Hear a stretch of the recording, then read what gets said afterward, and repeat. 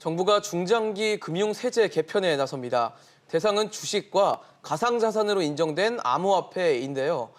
소득이 있는 곳에 세금이 있다는 과세 원칙에 따라 주식 투자 등으로 번 돈에 세금을 부과하겠다는 방침입니다.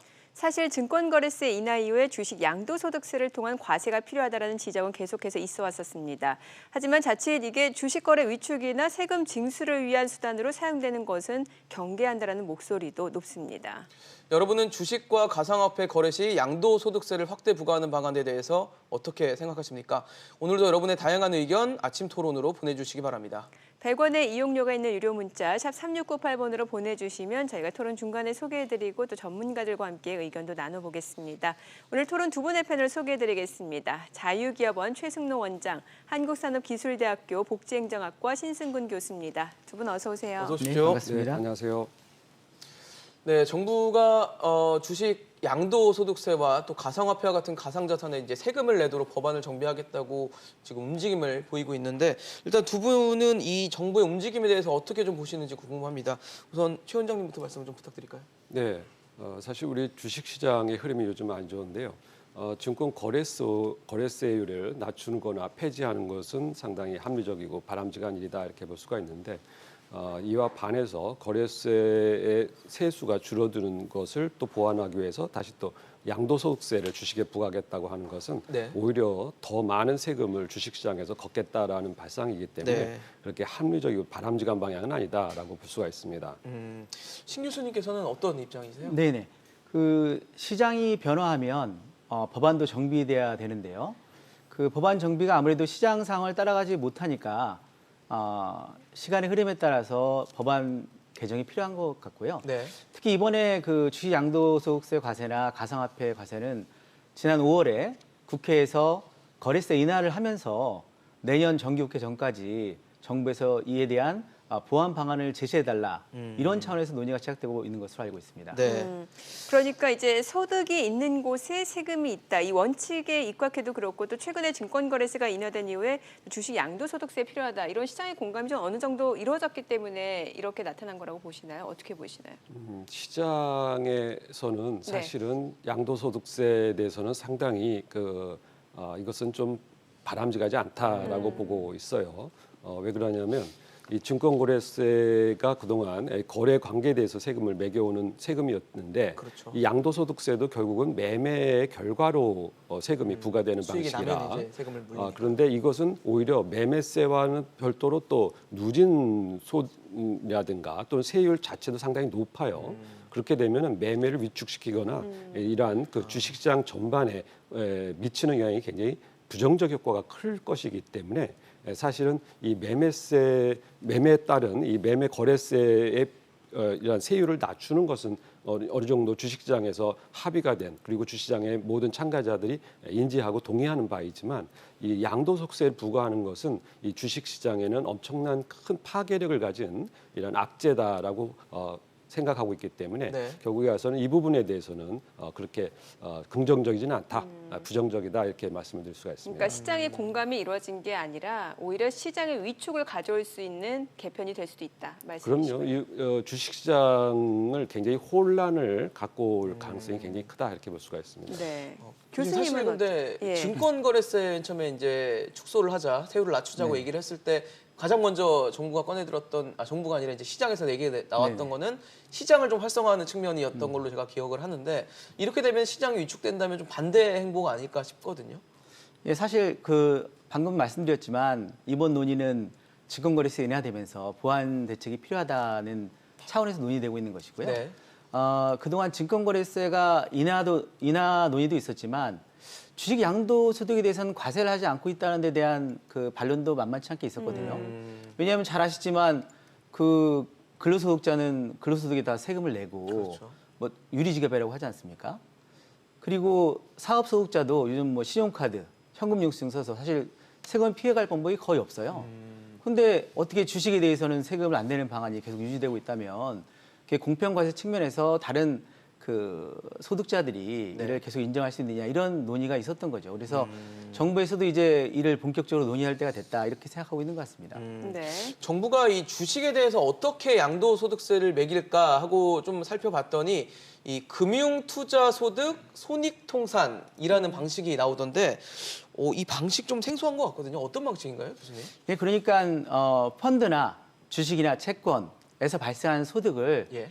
1년 단위로 합해서 이익이 발생한 거에서 손실을 빼서 과세를 한다는 거고요. 상품마다 다 손익을 그렇죠. 합치는 거군요. 예, 예. 그리고 플러스 마이너스 이런 맞습니다. 식으로. 그래서 합한 결과가 마이너스가 될 수도 있지 않습니까? 그럴 수도 있겠죠. 예, 그럼 그거는 다음 해로 넘겨서 다음에 이익이 난다면 거기서 또 공제해 주는 것으로 이렇게 제도를 운영해 나가겠다는 것이죠. 그러니까 완전히 순이익에만 좀 세금을 물리겠다라는 그렇습니다. 방식인 거네요. 예. 그 전제는 아마도 이제 앞으로 거래세 인하 때문에 양도세 강화가 될 테니까 거기에 대한 그 보완책으로서 내기가 되고 있는 것 같습니다. 그러니까 이 상품 간의 손실과 이익에 대해서도 다 합산이 된다라는 의미인가요? 그렇죠. 예, 그런 쪽으로 가려는 것 같고 그런데 아마 구체적인 방안이 이제 나와야 되게 알겠지만 네네. 그 큰 방향 그렇게 가자 이렇게 얘기하고 있는 것 같습니다. 왜냐하면 예. 지금 시청자분이 이런 문자를 주셨어요. 그러니까 1179님이 보내주신 문자인데 소득이 있는 곳의 세금은 당연하지만 손실도 상계 처리할 수 있도록 그럼 이게 네. 보완이 된 그렇습니다. 거라고 예, 보면 보완이 되는 됐다는 건 아니고 이제 그런 그렇게 방안으로 하겠다. 추진을 해본다. 해보겠다 이렇게 이 정도죠 지금요. 현재 뭐 연구 공식 용역을 발표한 준 건- 걸로 좀 예, 알고 맞습니다. 있는데. 예, 예. 거예요. 최승로 원장님은 어떻게 보세요? 사실은 이것은 별개의 사안입니다. 예. 왜 그러냐면 주식 투자하시는 분들은 대부분 1년 이렇게 단기 안에서 끝나는 것이 아니고 뭐 3년, 5년 이렇게 장기적으로 주식을 그렇죠, 투자하시는데 예.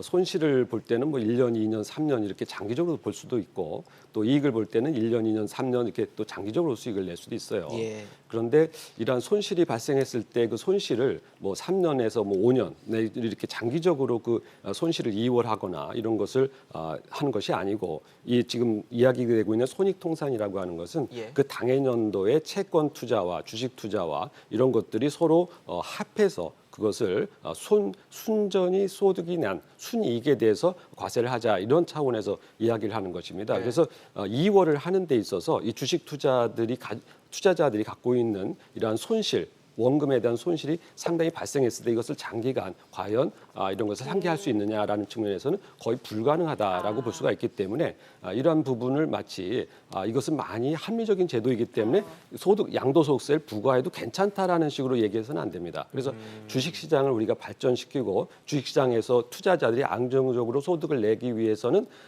필요한 제도를 생각을 해야지 양도소득세가 마치 투자자의 이익을 합리적으로 조정해 주는 것처럼 이야기하는 것은 앞뒤가 맞지 않는다. 그렇게 좋은 세금을 부과해서 그 시장이 잘 된다라고 말하는 것은 사실은 그렇게 사실은 현실을 정확하게 설명한 것은 아닙니다.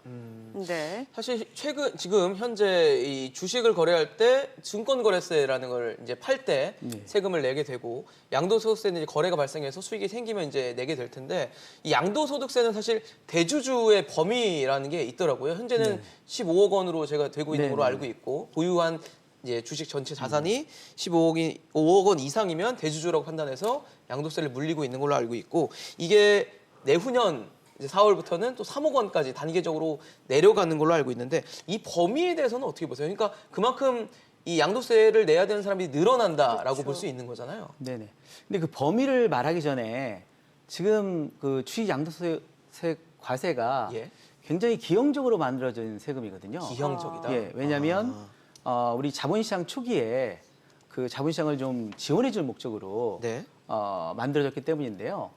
우리가 지금 근로소득세 다 내시잖아요. 네. 내실 때 보면 원칙적으로 다 과세를 하고 예. 일부 뭐 식비나 이런 거 비과세하는 걸로 돼 종목들이 있는데 주식 양도소득 과세는 원칙이 비과세예요.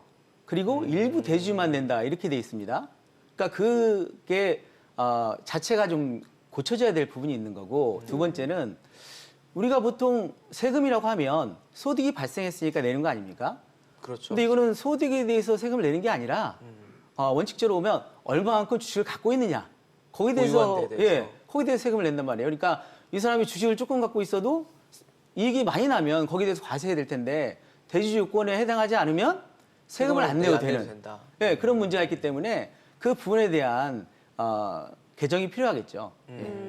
여기에 대해서는 어떻게 보시나요? 네. 기본적으로 비과세라는 게 좀 잘못됐다라는 말씀을 주셨거든요. 사실은 이 제도를 처음 도입할 때 일반 투자자들은 관계없다. 대주주, 돈 많은 사람들한테만 세금을 부과하는 제도다라고 사람들을 설득을 했어요. 아무래도 그렇게 하면 쉽게 제도가 만들어지기 때문에. 근데 일단 이렇게 만들어지고 나니까 대주주만 아니라 일반 투자자들한테도 다 양도소득세를 부과하겠다라고 제도를 확대하는 것이죠. 이렇게 되면은 사실은 처음에 사람들이 느끼기에는 정말 기업의 대주주 이런 사람들이 양도세 내도 되지 않아라고 네. 생각을 했는데 알고 보니까 이 제도가 점점 확대돼서 15억에서 10억으로 또 3억으로 이렇게 네. 점점 그 범위를 확대하는 것이죠. 심지어 이번 제도가 갖고 있는 맹점은 뭐냐면 이 부모와 자식 간에도 사실은 주식이 얼마 갖고 있는지 모를 때가 많이 있어요. 그런데 연말에 가서 부모와 자식 간에도 그리고 배우자가 어떤 주식을 얼마큼 갖고 있는지 확인을 해야 됩니다. 그렇지 않고 잘못해서 연말 12월 26일을 넘어가게 되면 갑자기 양도소득세 부과 대상자가 돼버려요. 그렇게 되면은 결국은 배우자, 부모, 자식 간에도 주식을 그날 한 날 모여서 우리가 얼마 갖고 있는지를 다 계산해 봐야 된다는 얘기입니다. 이것은 상당히 이렇게 주식 투자자들에게는 상당히 문제가 되는 그러한 그렇게 좋은 바람직한 제도는 아니다. 물론 이 더 심각하게 지배주주는 육촌 혈족까지도 다 파악해야 되는 불리함이 있습니다만 이번에 이렇게 확대한다. 그러니까 이 대주주의 범위를 확대하는 과정에서 일반적인 투자자들에게도 이러한 불이익이 다 갈 수 있다는 갈 수 거죠. 있는 예. 그러한 제도다 이렇게 말씀을 드릴 수가 있습니다. 네. 자, 시청자분들도 이제 관련해서 의견 주시니까요. 계속해서 내용 보도록 하겠습니다. 네. 끝자리 7131님이 몇 년 동안 손해보고 그다음에 이익 나서 세금을 내면 누가 주식에 투자를 하겠습니까? 올려주셨네요. 네. 2402님 거래세도 없앨 텐데 당연히 양도소득세 도입을 해야죠. 어영부영하지 말고 전면 시행해서 단 한 주를 팔아도 세금을 떼야 합니다. 네. 그러니까 거래세가 뭐 아직 없애는 건 아니지만 이제 거래세가 없애는 인하가 쪽으로 된 거죠. 예. 인하되고 이제 뭐 검토를 폐지 쪽으로도 이제 얘기가 나오고 있다 보니까 이런 말씀을 주신 것 같습니다. 네, 끝자리 6955님이 세금은 정기적이거나 규칙적인 경제 행위에 부과되어야 합니다. 주식은 자본적, 투기적 성격 중 투기적 성향을 너무 강조한 것 같습니다. 또 소득이 있을 때 세금을 낸다며 돈을 잃을 때가 더 많은데 그때는 보상을 해주나요? 라고 2442님께서 문자를 보내주셨습니다. 네, 끝자리 5337님이 주식시장의 급등을 막기 위해서 주식시장도 양도소득세 강화, 아무래도 부동산 시장 정책과 좀 비교해서 좀 비유해서 올려주신 것 같아요. 네, 같은 분입니다. 5337님이 또 보내주셨는데요. 주식 양도세는 개인 투자자 위축을 야기하며 이 개인 투자자 위축은 결국 외국인 투자자 이탈로 이어질 것입니다. 라고 문자를 보내주셨네요. 외국인 자금 유출까지도 우려를 걱정할 수 하고 있다. 계시는 것 같습니다. 네. 자, 계속해서 샵 3698로 문자 보내주시면 저희가 토론에 반영해 보도록 하겠습니다. 네, 뭐 최근에 논란이 됐던 이유 중에 하나 아마 지난 5월에 이제 증권거래세를 인하하지 않았습니까? 0.05%포인트 인하를 했는데 이걸로 인해서 이제 당연히 정부 입장에서는 세수가 좀 줄어드니까 세수 채우려고 하는 거 아니냐라는 의혹들은 나오는 것 같아요. 어떻게 보세요, 교수님? 글쎄요, 세수 측면은 아닌 것 같고요. 왜냐하면 증권거래세는 거래에 대해서 과세를 하는 거고 양도소득세는 양도에 대해서 과세를 하는 거 아니겠습니까? 네. 그러니까 그 취지나 그 과세 내용이 다르기 때문에 예. 그걸 단순히 뭐 세수 차원에서 하는 것 같지는 않고 정부에서는 경제 활성화가 더 중요하겠죠. 그래서 많은 분들이 비판했지만 증권거래세 인하를 단행을 했고요. 그래서 이제 그 후속 조치에 대해서 논의를 하고 있는 것 같습니다. 그런데 이제 양도소득세를 내야 되는 그 대주주 요건에 해당하는 범위에 이제 투자자가 많이 늘어날 수밖에 없어요. 왜냐하면 3억 원 이하까지로 된다라고 하면은 그렇죠. 그러면은 결과적으로는 뭐 소액 투자자 과세도 생각을 해볼 수밖에 없을 것 같은데 이 부분은 분명히 우려가 되는 부분이거든요. 네, 그렇습니다. 당장 이제 10억 원 정도의 주식 보유, 그러니까 12월 26일 기준으로 매매가 되지 않으면은 그러한 대상자가 되게 되는데요. 네네. 이것을 장기적으로 또 3억 원까지 낮추게 됩니다. 그런데 요즘 우리나라의 화폐 가치가 계속 하락하고 있지 않습니까? 부동산 가격이 올라간다는 것은 그런 화폐 가치의 하락을 의미하는데요.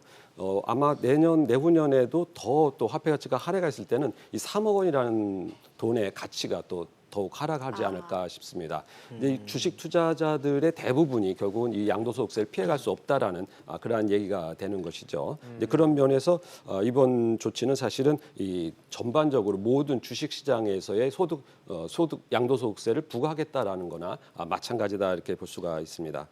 네. 사실 아까 교수님 말씀해 주셨던 것처럼 시장을 활성화하기 위한 방책이었고 대안이었던 것 같은데 지금 뭐 지금 원장님께서 말씀해 주신 것처럼 만약에 양도세 범위를 늘려서 양도세 부담이 커지면 이 시장에서 좀 부담을 느끼면서 시장이 위축될 것이다라는 우려에 대해서는 어떻게 좀 보세요? 사실 뭐 우리 지금 가장 어려운 게 부동산 잡기 아닙니까? 그렇죠. 부동산 세금 과세 강화한다고 해서 바로 부동산 가격이 떨어지지 않지 않습니까? 그러니까 주식시장과 세금이 관련은 어느 정도 있겠지만 예. 양도소득세 올린다고 주식시장이 한꺼번에 이렇게 뭐 어려워지고 이런 위축되거나. 건 아닐 거고요. 예, 정부에서 경제 활성화와 과세 형평 두 가지를 다 잡기 위해서 고민하고 있는 것 같습니다. 그럼 혹시 해외는 어떤지도 좀 궁금해지는데 네. 어때요? 뭐 다른 나라는 증권거래세라든지 양도소득세 어떤 식으로 운영이 되고 있나요? 네, 다른 나라 미국이라든가 예. 일본이라든가 다른 나라에서도 이러한 그 제도를 가지고 있고요. 거래세와 양도소득세 관련해서 대부분 가지고 있는 나라들이 많이 있습니다. 네네.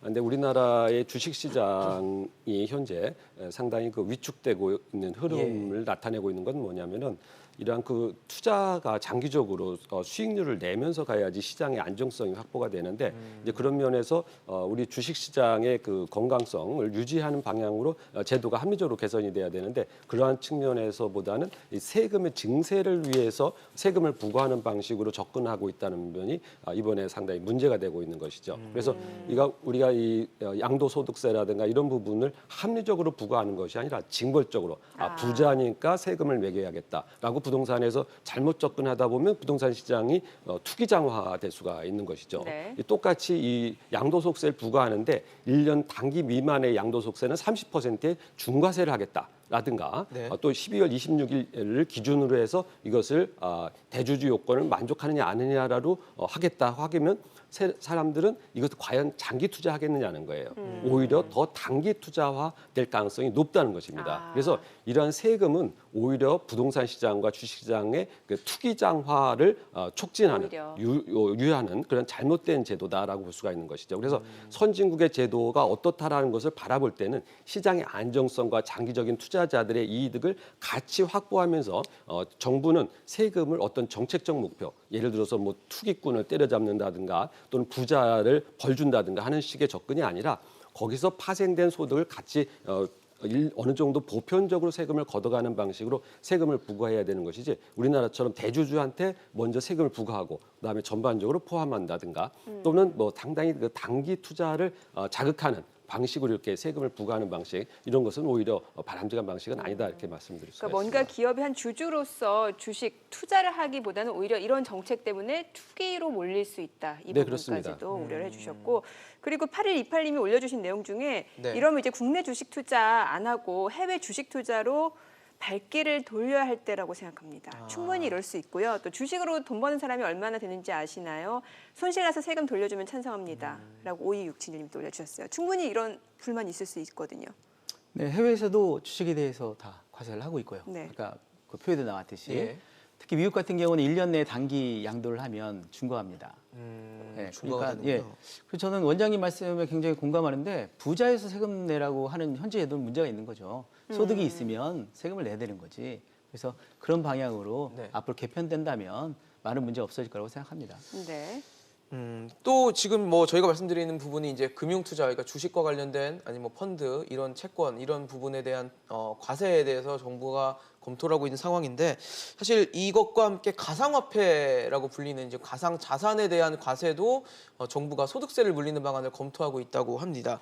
이 부분에 대해서는 어떻게 보세요? 가상화폐라는 게 뭐 워낙 비트코인이나 이런 것들 열풍을 불면서 관심을 많이 끌었던 게 사실인데 지금은 좀 시들해진 것 같긴 하거든요. 가상화폐가 제도권 내로 제대로 들어온 게 맞나요? 그러니까. 그렇습니다. 그 부분이 바로 문제입니다. 예. 이게 암호화폐 하는 이 분야는 사실은 우리 정부가 판단을 계속해서 유보해온 네. 분야다 네. 이렇게 할 수가 있어요. 그러니까 화폐라고 정의하지도 않고 금융 상품으로 정의하지도 않고 자산으로 정의하지도 않고 아주 애매하게 제도를 유예한 상태다라고 볼 수가 있는데 먼저 소득세부터 세금부터 부과하겠다고 하니까 사실은 좀 당황스럽다라고 그렇죠. 볼 수가 기준이 있습니다. 있어야 뭐 세금을 물릴 텐데. 그렇습니다. 이 암호화폐의 성격이 무엇이고 어떤 제도적인 상태에서 여기서 발생한 내용을 과연 소득이다라고 정의를 하고 나서 그 제도적인 바탕에서 세금을 부과해야 되는데 네. 거기서 돈 번 사람이 있을 수 있다. 그러니까 세금부터 부과하자. 이래 버리면 그 시장의 성격이 상당히 우리 경제의 선순환 구조를 이루는데 좀 장애가 될 수가 있다. 그래서